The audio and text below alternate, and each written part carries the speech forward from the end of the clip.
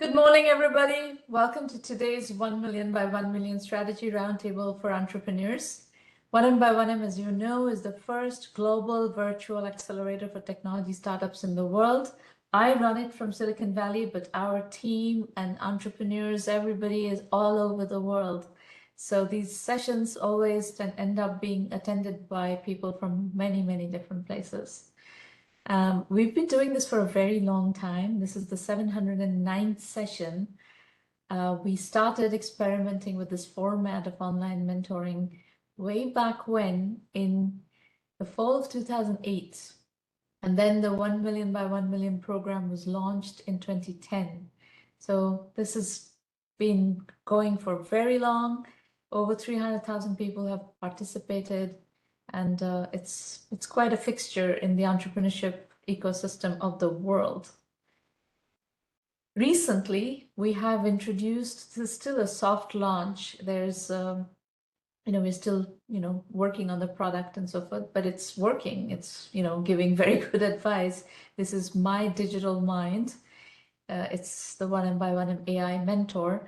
What we've done is we've taken all of our 700 plus recordings of these mentoring sessions, as well as my writings, my video lectures, the entire 1M curriculum, which is many, many thousand hours, 1,000+ case studies of successful entrepreneurs, and put all of that into AI to training. It's Delphi AI is a RAG on top of ChatGPT. So it's basically trained in all of our methodology, our knowledge, and our system effectively. So that's what you get. And I strongly encourage all of you to try it. You can have endless numbers of conversations in private, safe, as if you're talking to me, but you're, essentially using all this knowledge and mentoring recordings to, work for extensive amounts of time privately. It's very valuable. People are getting real value out of it. We're going to start the entrepreneur pitch session today shortly. Let me just set some expectations. This is a safe working session. Safe is a big word in 1 million by 1 million. We are on your side. We're not Shark Tank. We're not trying to entertain and get, viewership from millions of audience members. This is a working session where our only agenda is to help you make progress with your venture. If you disagree with me, that's your prerogative. It's your venture. You can disagree. You can do whatever you want. I'll give you whatever I see based on my experience. What you do with that feedback is up to you. We're going to start with BioLeads. Ritwik Dubey is the entrepreneur. Ritwik, please unmute your line and let's get going. Sure thing. Hi, Sramana, can you hear me? Yes, I can hear you fine. All right, it's a pleasure to finally connect. So I have, in fact, been following you for months. So again, great to finally connect. And I thank you for this opportunity. Also, from the get-go, I'd like to say that I'm, more than open for to candid feedback, and that's why I'm here. Good. And so I know I don't. Glad to hear that. Sorry. Thank you. Thank you. So I know I don't have a lot of time. So what I'd like to do is we can go over the slide deck. I think we can skim over it in about 5 minutes. But to begin with, I'm just going to give you a high-level overview of who I am, what BioLeads does, and what it is that we're trying to do. And so my background is in biomedical research. I went to UConn, and I have a background in genetics and pharmacology. I moved to Canada a few years ago, and I immediately switched to the commercial side of the equation. And so my first sales job was working in pharmaceutical competitive intelligence or market intelligence, essentially as a sales guy. My second job was also in the pharma space, but I was selling precision medicine, which is a fancy way of saying bioinformatics. And so there is an ecosystem of vendors that is built around the pharmaceutical industry. Everything from mice to actually manufacturing your drugs is outsourced. And so as a sales guy, the agency I think was a logical next step for me. And that's sort of where BioLeads was born. And so we are a demand generation agency that focuses specifically on the biopharma industry. And we work with this ecosystem of vendors We can get into specifics about numbers. I can tell you that there's about 7,500 pharma companies in the U.S.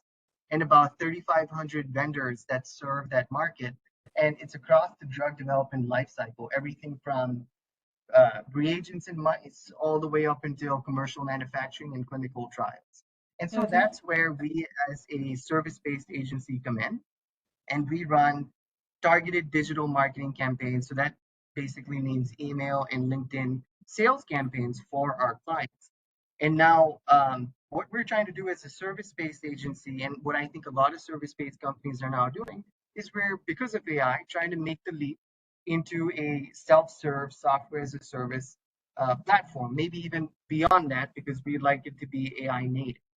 Right? And so that's sort of where things currently stand, in that we have, we're an agency, so we have active clients, and we're basically systematizing our processes and slapping AI on absolutely everything that we can slap AI on, right? And the idea is to make something that's fully autonomous.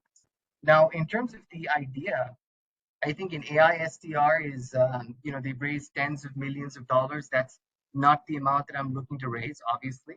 I think we can do a whole lot with a very, very small amount, because even on the dev side, we're simply stitching together point systems at this time, not necessarily reinventing systems that are already in place and that are already working, right? And so the AI SDR argument, I think, is already validated.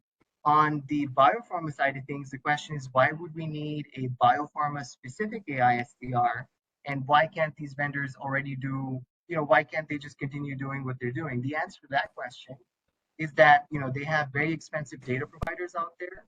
You still need to hire expensive SDRs, and the current AI SDRs aren't exactly built for scientifically accurate outreach, nor do they fully understand the triggers in terms of when that outreach needs to be sent. We've worked with dozens of vendors across the drug development lifecycle. We have a very, very deep understanding of who these people are, who they're selling to, and when the best time is to sell.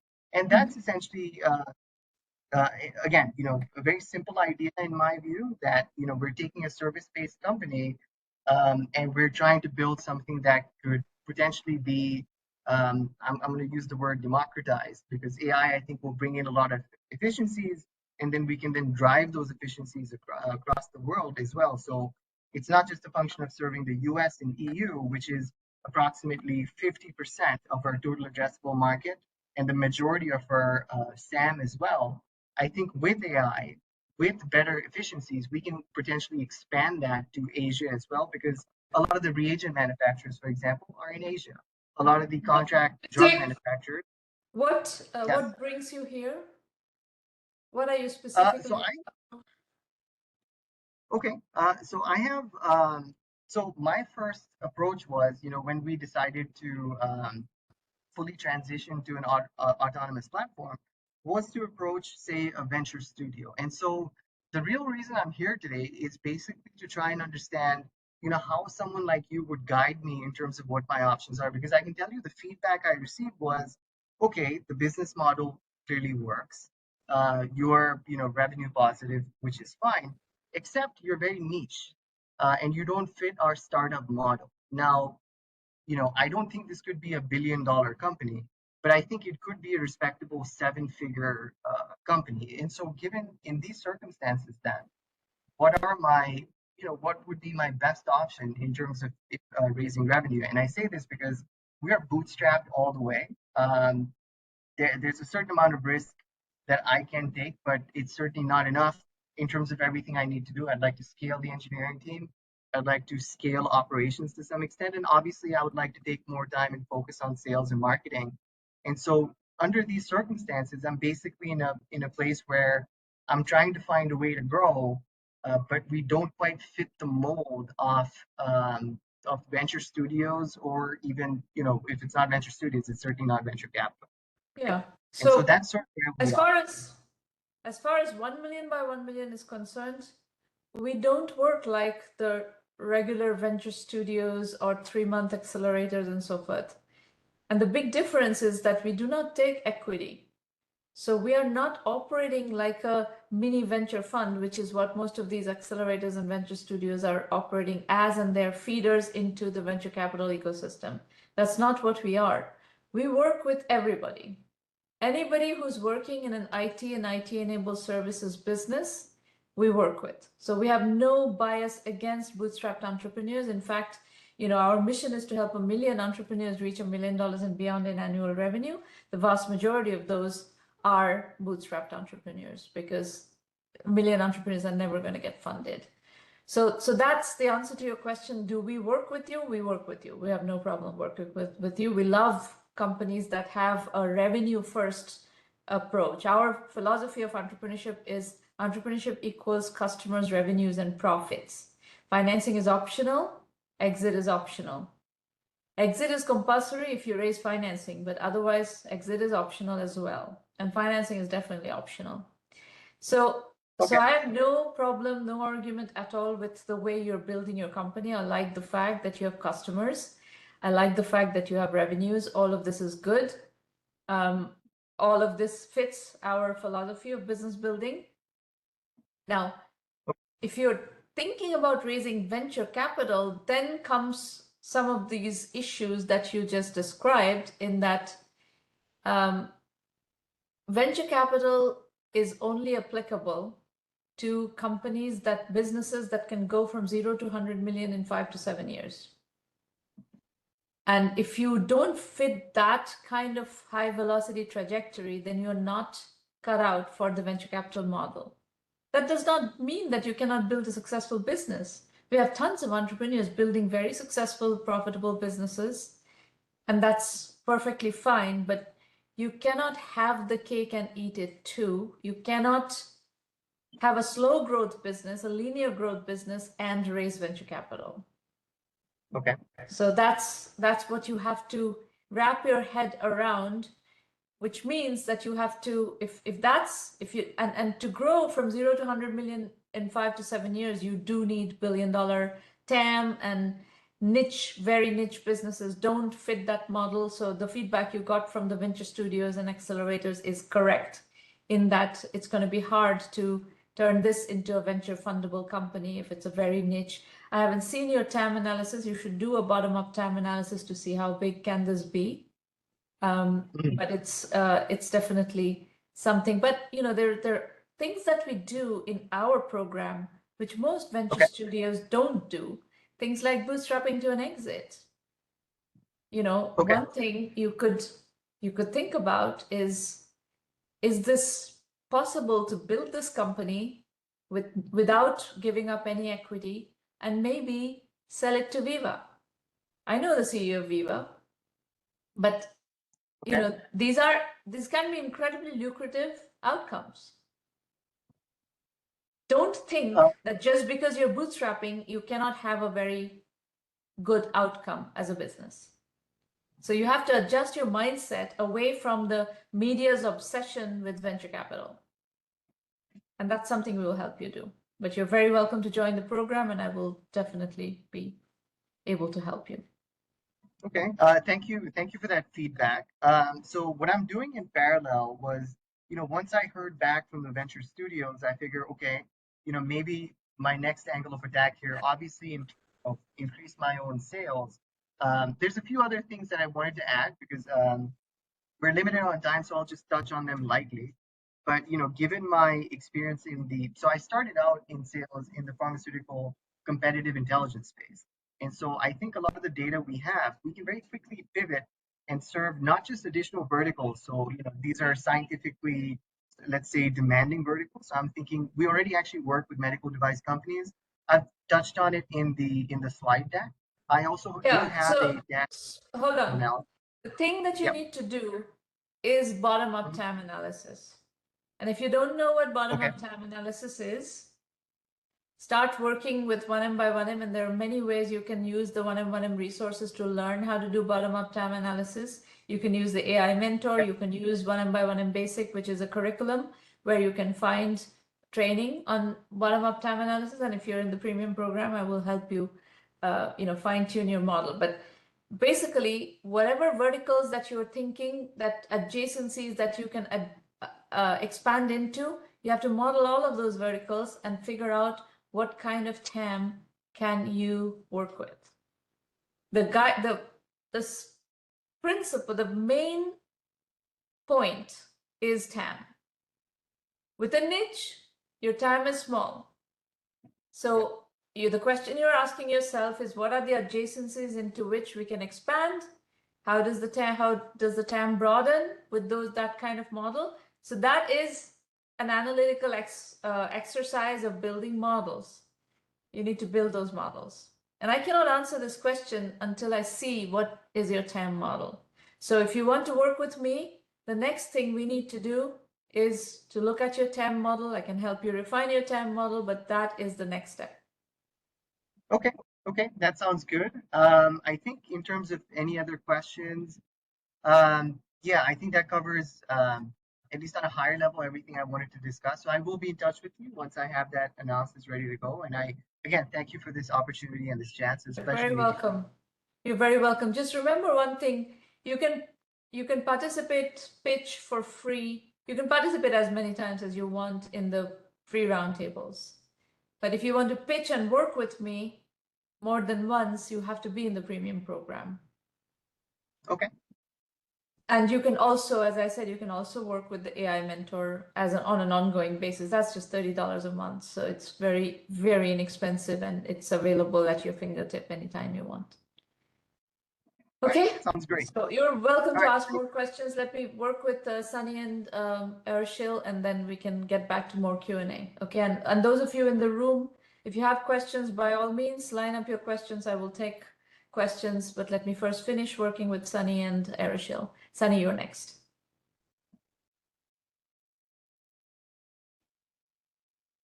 Hey, hi, Samandra. First of all, thank you so much for the opportunity.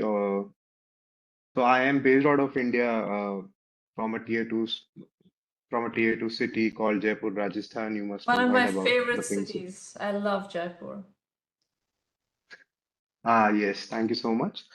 I'll start with a little intro onto what we are doing and why we are doing that must be aware. So India is one of the largest third polluter, and nearly 40% of this come from the vehicles that we use in India.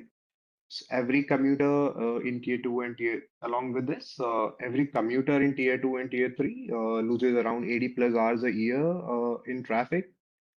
Plus 150 plus smaller cities in India do not have affordable and clean transport system.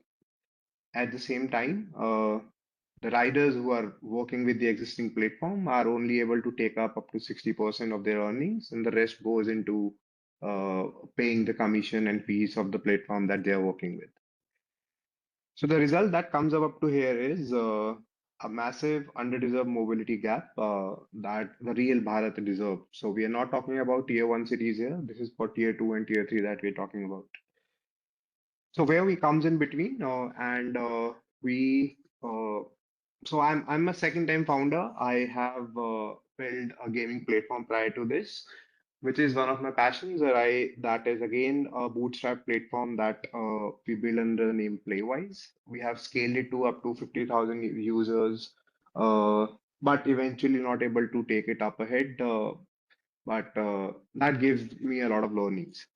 Mobility is something which I'm into for more than 8 years now, and whatever we are doing is something which I myself have experienced here. So Sunny, I've been listening to you for what, 2-3 minutes now. I still don't know Yeah, what you do. You're talking about certain problems in India, pollution and mobility and so forth in tier 2 cities, but what do you do? yes. So we are building Ridezz. That's the name of the brand. India's first 100% EV electric company-owned two-wheeler mobility network, dedicated to tier 2 and tier 3 cities in India. We operate fully on asset-heavy model. Rides own their EV bikes, and all riders are on the payroll that we work with. Why this? Because this gives us an unmatched control compared to the competitors, which comes like under safety, grooming, So customer what is this? It's experiences. ride sharing? This is like a taxi? It's a two-wheeler taxi kind of thing? Yes. So this is a two-wheeler taxi that we are building. I'll request you to change the slide once. So So just one feedback, Sunny. yeah. Ridezz pitch deck. It is a pitch deck. Everybody Mhm. knows it's a pitch deck. You don't need to say pitch deck on the slide, on the cover slide. What you should Noted. say is Ridezz two-wheeler taxi. Noted. Noted. Ridezz Thank you. two-wheeler taxi, and your maybe Ridezz two-wheeler green taxi. Of Because you course, want to for sure. nail down the positioning right away so that we know what we are talking about here. I've listened to you 3 minutes. I Yes, don't know makes sense. what are you talking about? What is this? Right? So Of you want course, to take, you don't makes want sense. that ambiguity. You want to hit the person who you're pitching too hard between the eyes by saying Ridezz two-wheeler green taxi. Done. For For tier 2, tier 3 cities. for sure, ma'am. For sure. I'll definitely make sense to me. I'll definitely improve that. For sure. Okay, So so now yes, please, ma'am. how are you planning to do this? It's an app? You're going to do an app? Yes, we are building an app for the customer, and the customer can use the taxis using their applications. And how are you going to, what is the, how many such two-wheeler taxis can you get? And you're saying you're going to own, everybody's going to be you're going to own the vehicles, you're going to own the, you're going to employ the drivers. So that's capital intensive. Yeah, exactly. But again, at the same point, we're trying to solve the multiple problems that the others platform who are not owning the vehicle are having. Something like the customer experience is something which is very poor. If I talk about tier 2 and tier 3 cities, because they do not have the control over the rider or the driver, you can say.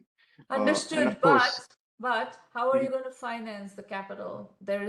Your capital requirements are high. You know, if you go for this Yes. kind of a model, your capital requirements are very high. How are you going to finance it? Currently, we are looking to currently we are looking to partner for the pilot that we are planning to come up in the next February 26. And the finances will be coming, of course, from the raise that we are looking to do. So we are So looking to it's raise not a pre-seed for the financeable pilot. company. At this stage, this is not a Right fundable now, not company. right now. Yes, Not right now. not right now. You have Yes. to, so the thing about these ride sharing or, companies is that they manage to start with low capital requirements. Yes, I agree. So, try to prove your model with low capital requirements and, grow that way. At some point, if you can show adoption, that's when you will become fundable. But at a concept level, this is not fundable. Understood. Understood. So I think we thought of a pivot to do the pilot in case we are not able to raise that much amount. Then we go with uh, I mean the I mean on the asset light model to prove it fundable, that this is something which is fundable, and that is what we are looking at right now. Yeah, you have So to I see, think all of you in general, please do not assume that you can fund a concept. Concept financing does not happen in the industry. So you have to get your business to become a business. Okay, your okay, concept has to become a business with real metrics, real validation, and these days real traction even, because in the AI era,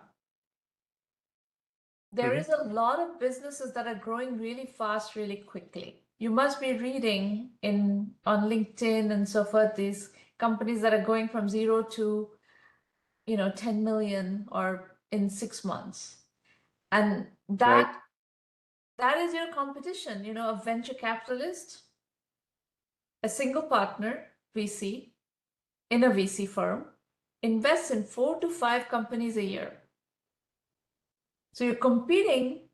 That person is going to try to go after companies that are proven, that have traction and so on, that person's constantly trying to minimize risk. And if you Right. present something that is a concept level business with no validation, no proof, no traction, nothing, that is not going to cut it. So you would, all of you, if you just kind of keep this wisdom in mind that you're going to have to turn your concept into a business Business first. before any VC would look at you, consider investing in you, it would, basically help you formulate strategy much better.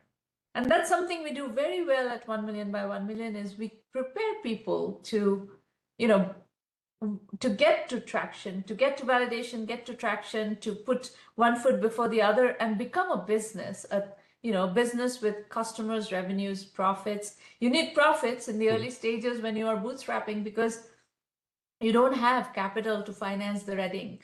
So you have to, finance your venture with internal generation.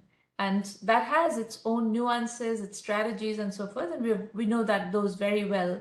And we have companies that are doing $5-6 million bootstrapped. So that puts Right. people in a very, very strong place. Okay? Correct. Just one question here. So previously, to be very honest to you, the idea was to be a asset light model.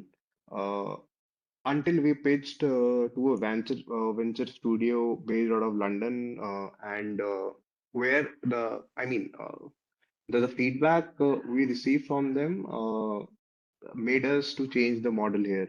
Uh, I'll not say that we got carried away by the feedback they have given us, but yes, so they told us to go with your own EV vehicle, and they're gonna help us getting raised the money for that in the beginning, very beginning, and gonna take us to the North America and many more other places. So this is something which I was having in mind, and this is something which I wanted to ask you as well. No venture So studio is going to succeed in doing that.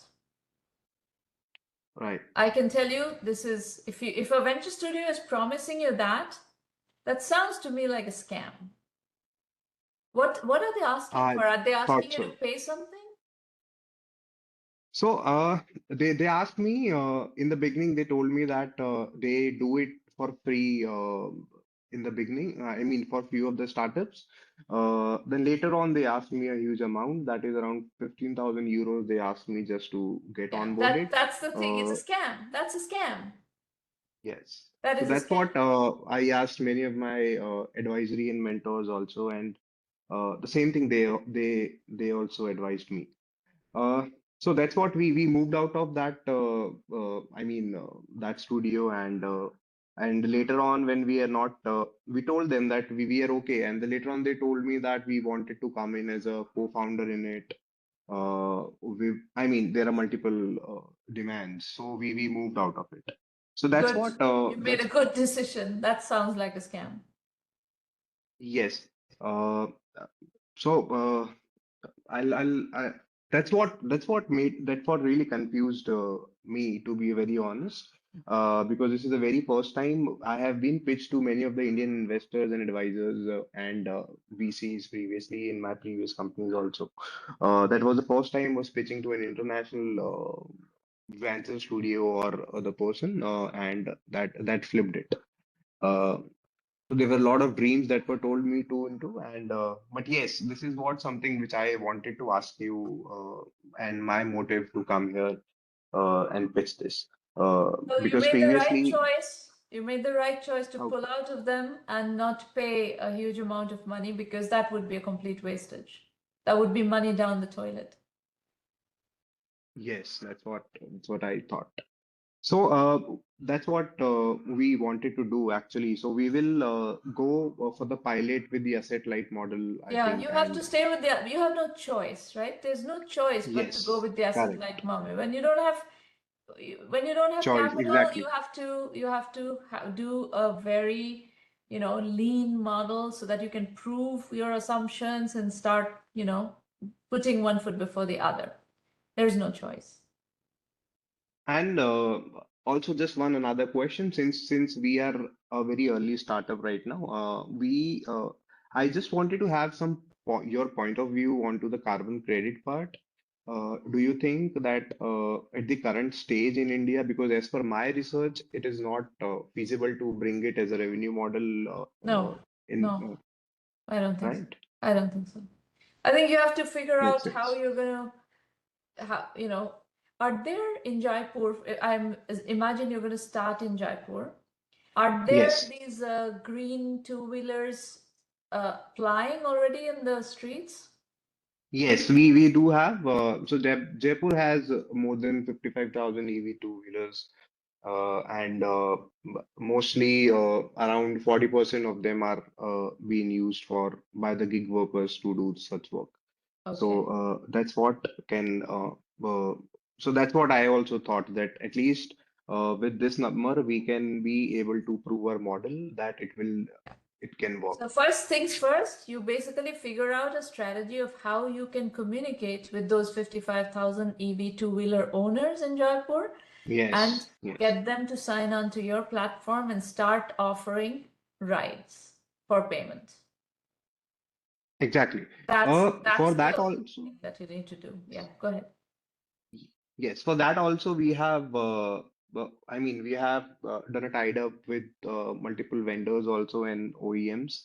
Uh, and the differentiator that we are bringing here is, so the other platform like Uber, Rapido, and Ola are doing, they're charging high commissions, though they have now moved on to the subscription part, but the subscription are also capped. So as I informed, that 60% of these incomes are going directly to the platforms. So we have So the kept a Uber fixed. and Ola also have this kind of a service? No, they do not specifically work into EV, but they do have two-wheeler services with fuel. I mean, the ICE vehicle. I see. Okay.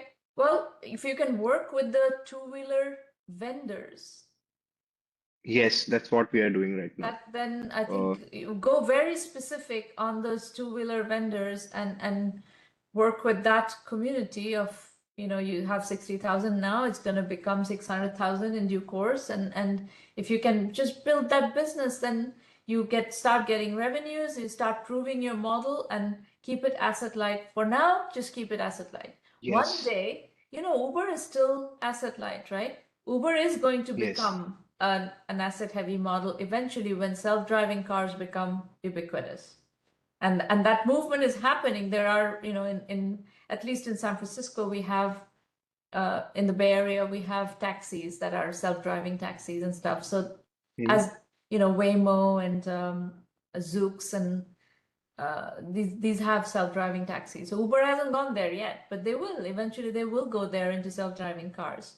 But at the moment, Uber still is asset light, and you're better off being asset light for the time being, and probably for several years that you're going to be asset mhm. light. You know? Yes, I think that makes sense to me. That's what I mean. This is very helpful to come in this session. I must thank you because these are the questions which are evolving and going round and round in my mind, and how to go.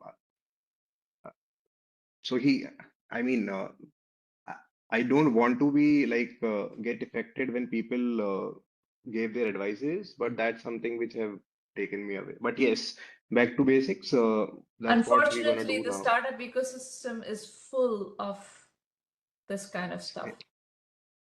There's a lot of Exactly. scam, there's a lot of bullshit, there's a lot of bad advisors, bad mentors, they don't know anything, and they're trying to extract money out of you. There's a Yes. very good saying, That's follow the what money. gave me a red flag. That's Yeah, what gave me a follow the red flag. money. Yes, I moved right away, moved out to the people I know who are into the ecosystem and know about all of this. Even I tried contacting few people in London also whom I know, but there was no office for the company. So, Yeah, it's anyways, a scam. that's All something right. which is Well, you may want to publish what you have experienced on LinkedIn so that people know about, not falling into this scam. All right, I'll do that. let me move to Aeroshil. We can talk more. We'll have more time for Q&A. So Aeroshil, you are up next. I really appreciate for this time, Shramana. I think I actually pitched in the last moment, but you picked me up for this pitch. Really appreciate. Where are you So joining from? okay, so I'm actually joining from the northeastern state of Manipur in India. Oh, wow. All right. Yeah, I think that's a first. I don't think we've had somebody from Manipur yet. yeah, probably. But I've lived and worked in the San Francisco Bay Area for about 9 years. Okay. Last job I had was in Deloitte in San Jose. Ah. Before coming back to India, and basically, yeah, I didn't But now want to you've go back. moved back to Manipur?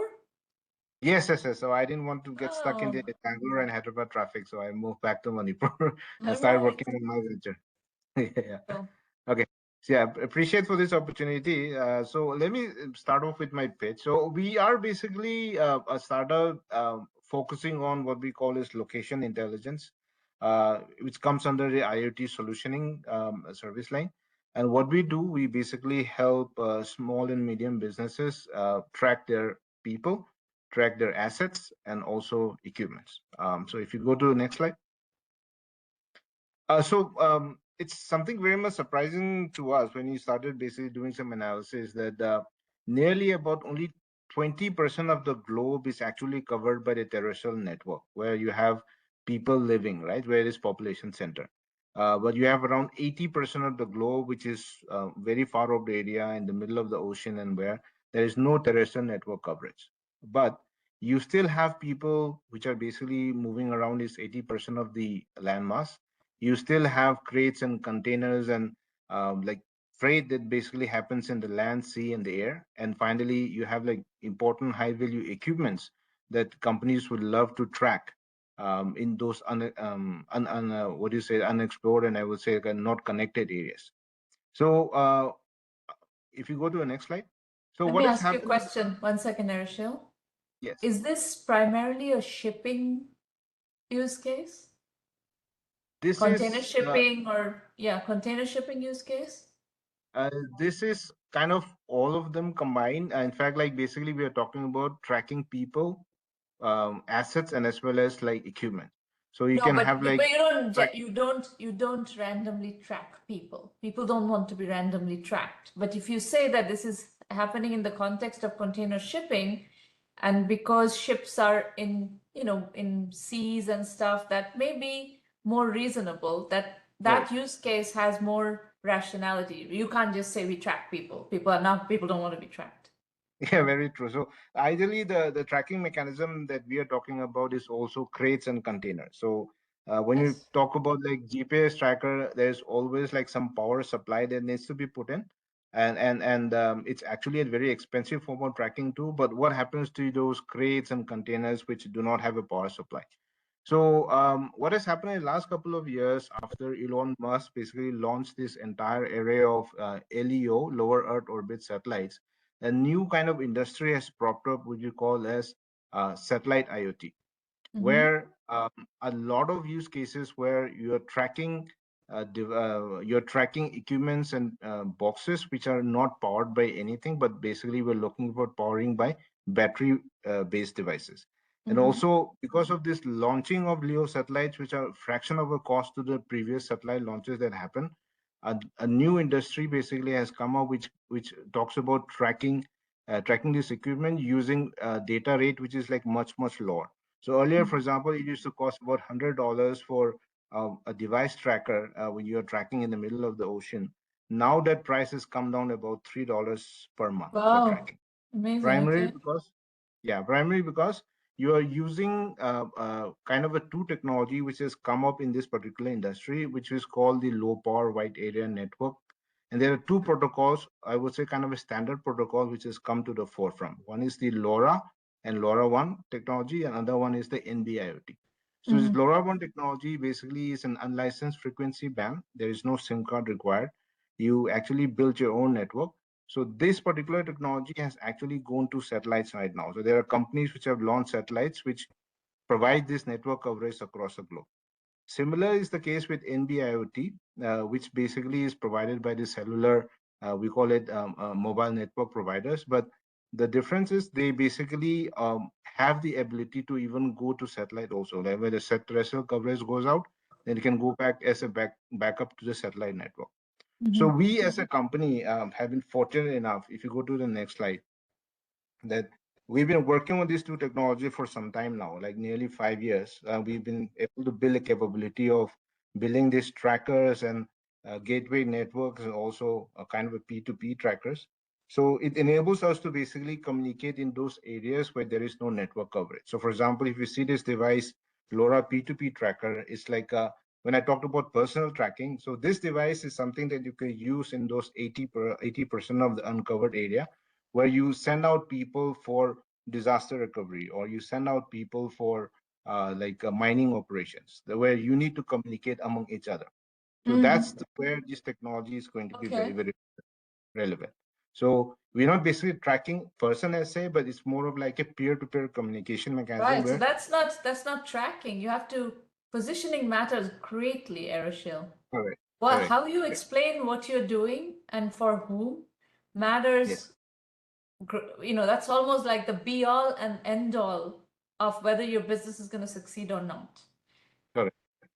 Okay, so Very I true. So, understand what you're trying to do. So then now where are you? What's the situation? Do you have any so customers? What's yes, the current we situation? have some customers now. We basically what we have in the market is like we already have like an IoT plug and play platform, where many of these use cases for tracking are pretty similar. So we use a satellite-based approach. We also have an IoT AI-based analytics platform, and these are the next steps that I was talking about. This is the if you go back to the previous slide, I just wanted to highlight on these three companies. So these three companies are basically Satellite, Skylo, and EcoStars are the companies which are already launching these LEO satellites, basically focusing on NB-IoT and LoRaWAN technology. And what they do, they basically provide like a worldwide coverage, and they have programs in which they're helping like companies, startups to build devices which work on this tracker, on this network. So we Mhm. have already signed an agreement with them. We have partnered with them, and already Satellite IT is a Spanish company. They already have like a functioning worldwide demonstration of this network. Skylo is a US-based company, and we are planning to basically start off the users of this network called EcoStar Mobile. So what we're trying to do, we in partnership with these satellite companies, we're trying to build those trackers. So the good thing about this tracker is these are going to be standard-based trackers. So for example, if this network doesn't want, this satellite basically goes down, we can actually go back to another satellite network provider, because NB-IoT and LoRaWAN standards are actually defined by the agencies already. So Good. this is what we are basically taking a solution to, where So we are trying. Aeroshil, can you tell me more about the customers, the people who are paying currently for Yes. your products? Yeah, if you go to the next slide, again, another slide, another slide. Yes. So as of now, these are the clients that we have.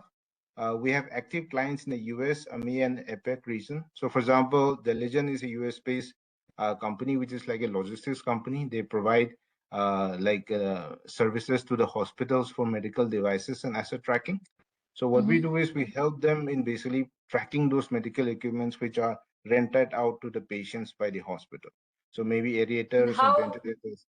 how big Yes. is how big a company is Diligent, and how much money are you making from this customer relationship? So Diligent is a pretty big company. They are $1 billion revenue company, and what they do is basically with them we have done a partnership for tracking these medical devices for Memorial Hospital, which is also mentioned in the list. Memorial Hospital is in Houston Bay Area. They have a list of other hospitals as well. So what we're doing right now, we basically give them like a kind of a service approach where for every they buy the device. For every device they buy, we charge them a $6.50 as a monthly subscription fee, where we help them track this device and provide them monthly reports on who actually where the patients have taken this device, whether they've taken it to Walmart, is there any issue in terms of having these devices being used more frequently, or is it going outside of the Houston metropolitan area.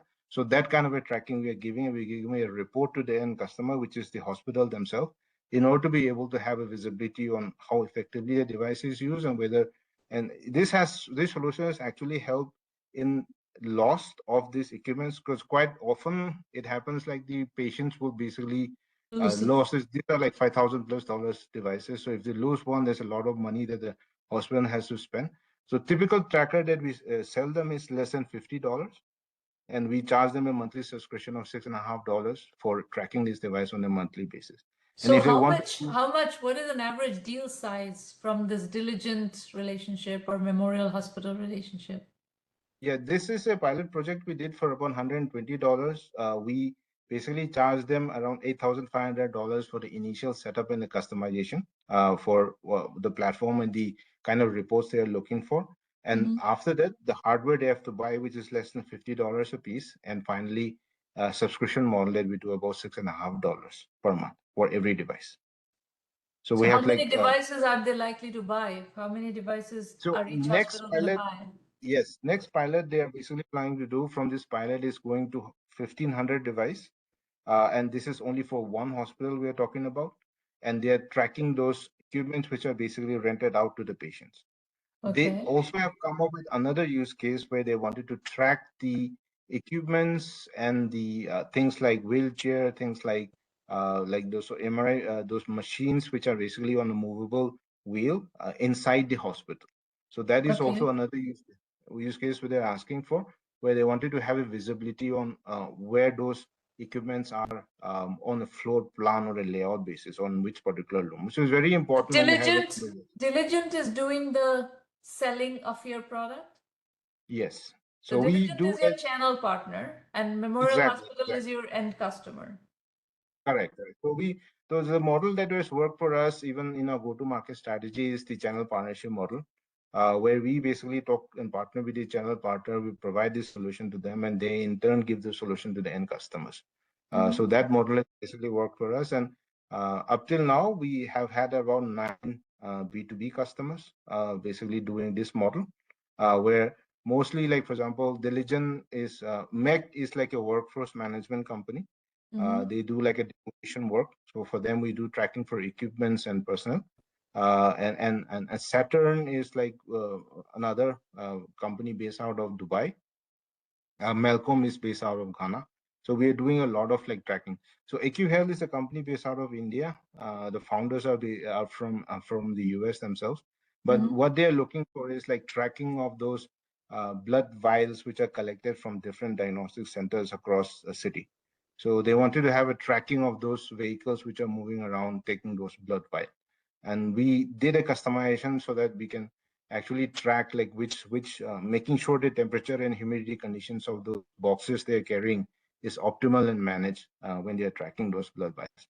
So those are the use cases we actually work. All right. I understand your business. What brings you here? What are you looking for? Yeah, so my main question will be whether because we're still bootstrapped, we still have a business model that is working.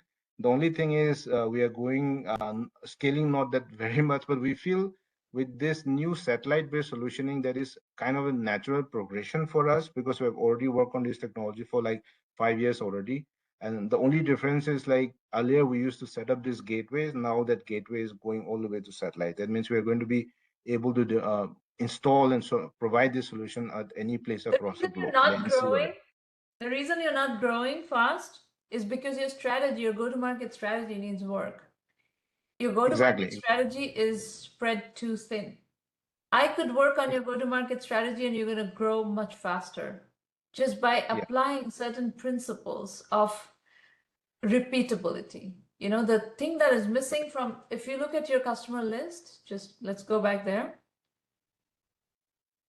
You have different kinds of channel partners who are taking you in different directions.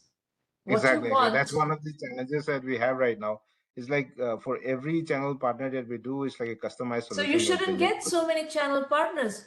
Diligent should be generating 100 customers. Correct. You shouldn't get so many channel partners and do this, that, and other things for each of them.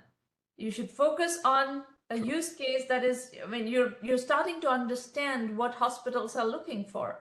So how many hospital customers does Diligent have? Now work with Diligent to roll out your product to 100 hospitals. Right. That you don't have to do more product development. You should not do so much product development. You should focus on repeatable go-to-market strategy. And we have curriculum on that. We can teach you how to do that, all of that stuff. But that's what needs to happen here. You will not grow, and this is not going to be fundable right now because you're a slow growth company. VCs don't like slow growth companies. Right, but you say like we do have a potential to be investable if you follow those routes. Potentially, is that potentially okay. depends on how fast a sales cycle you can show. You have to Right. show evidence that Right. you can close so many deals with such a sales cycle from which Right. investors can extrapolate that you have to show investors how to go from 0 to $100 million in 5 to 7 years. And to show that, you need to be able to show real business happening at a high velocity clip. So I don't know whether you can or cannot, but you have to show that. I can help you figure out how to grow fast. Right. That is your first step. Yeah. We do a lot of fundability preparation work. How do we do that? The way we do that is by actually building businesses and doing strategy work around that to be able to move that business building fast. Right. The only way you become fundable is by showing defensively that, yes, this business can grow fast. Right. Okay. So that's the work we do. And then if you get there, I can introduce you to investors. That's not a problem. But you have to get there, and it will help you get there if your business has those characteristics. I don't know if it does. I don't know your sales cycles. I don't know how long these hospitals are taking to adopt this kind of technology and so forth. But those are the things we would be working. If you decide to work with us, that's what we would be working on. Sure, really appreciate and definitely be looking forward to it. Yeah. You're very welcome. And let me finish. I will explain to you how to use 1M1M, and then I want to hear a bit from you about what is happening in Manipur vis-a-vis startups. It sounds fascinating. And, we are very interested in these ecosystems that are deeply underserved. So we are very, very interested in tier 2, tier 3, tier 4 cities all over the world, not just India. We are kind of tier 4. We are tier 4. You're tier 4. I know India very well. Of course you're tier 4.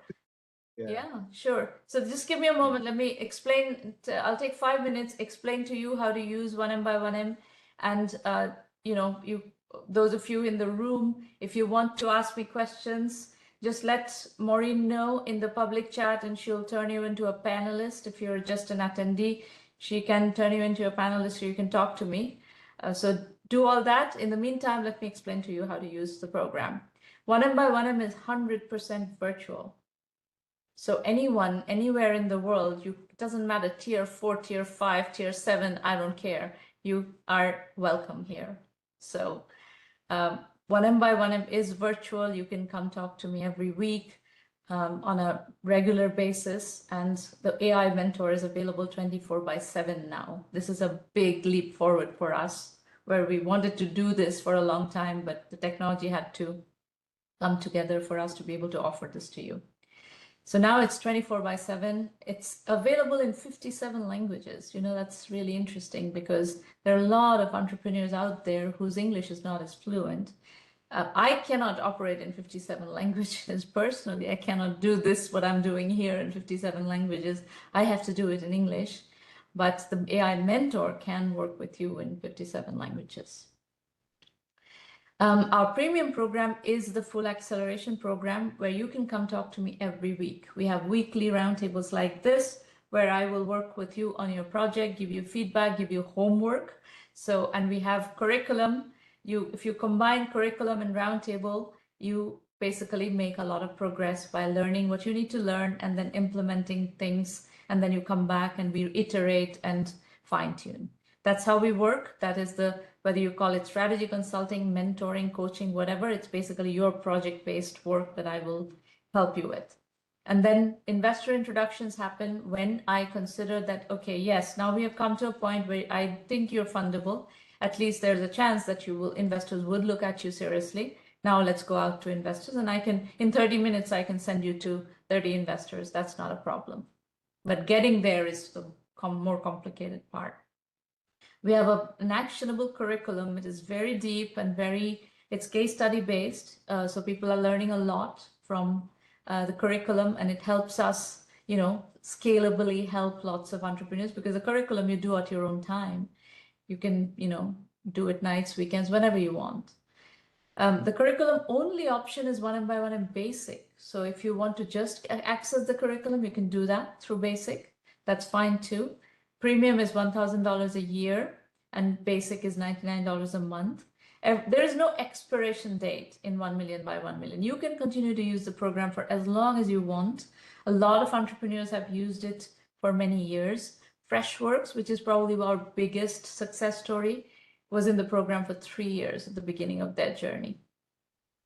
So go into 1Mby1M, look at what to expect from the program and so forth. One-on-one consulting is available. It's very expensive. It's $1,000 an hour. So I don't necessarily think you need to look at that right now.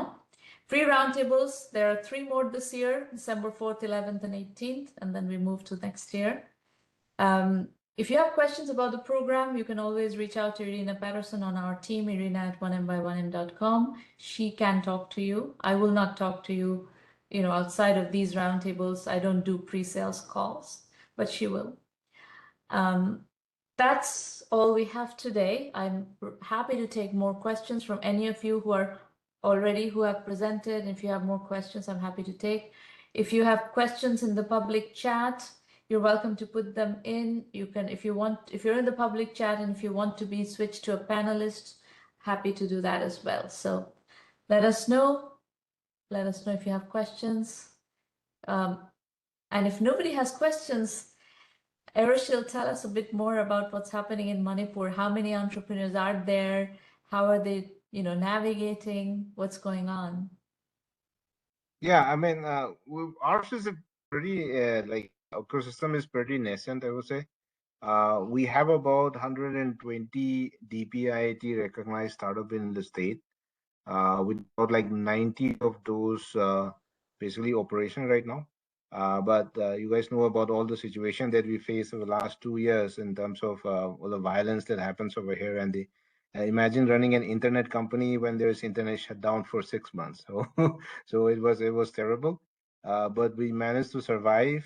We took a lot of help from our mentors and partners, and I've been incubated in multiple incubation centers up till now. We started our incubation with Sikkim and Nepal at Tal Incubation Center.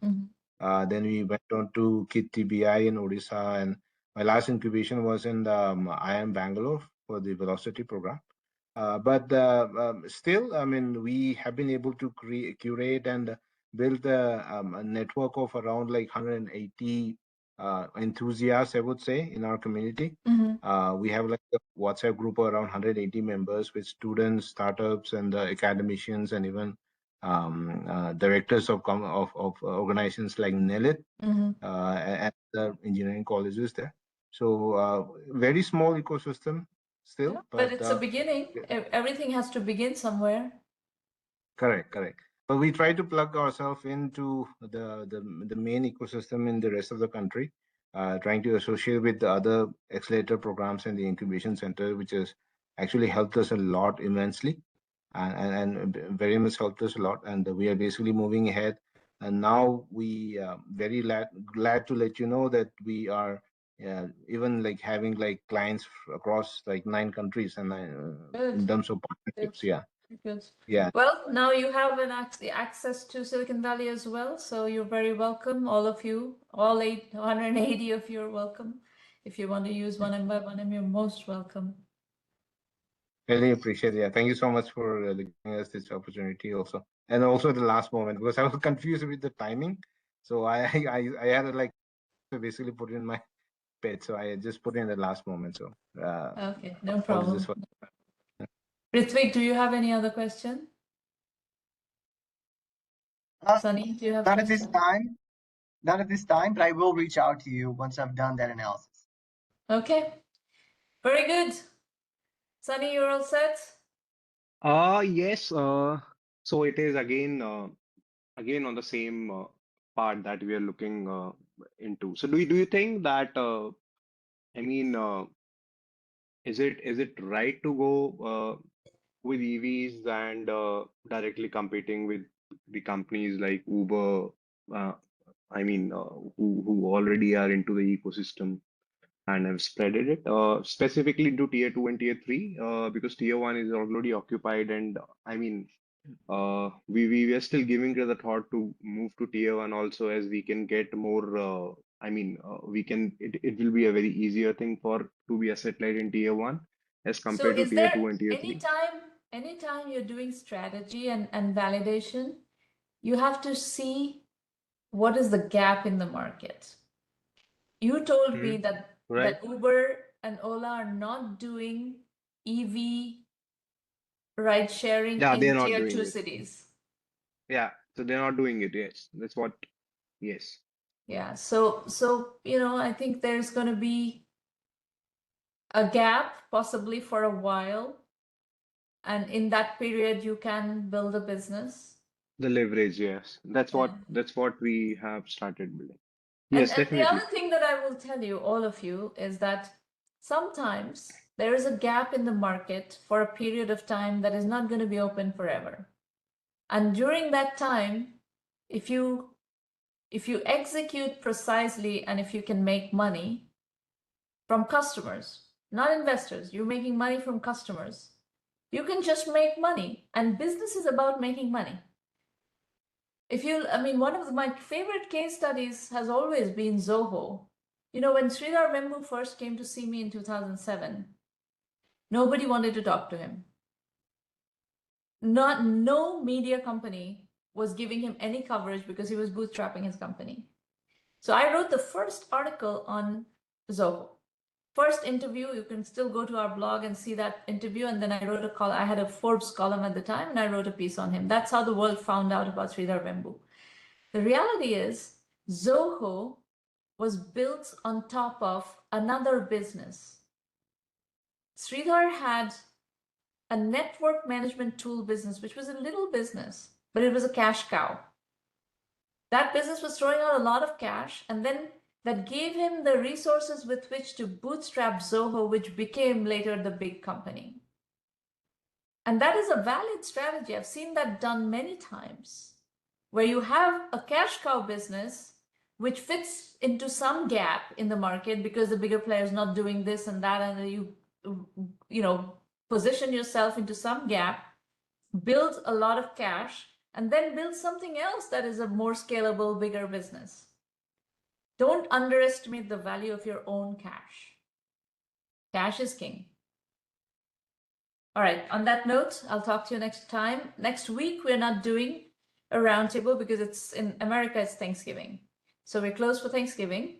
But the week after, there are 3 more roundtables in December for this year. So if you're looking for those of you who haven't pitched yet, if you're looking for a slot to pitch, just register and Maureen will find you a slot.